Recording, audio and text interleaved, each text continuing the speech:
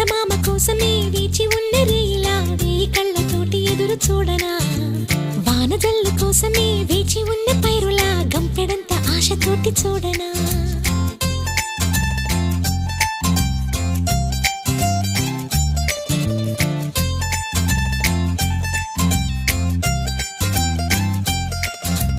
జోలపాట కోసం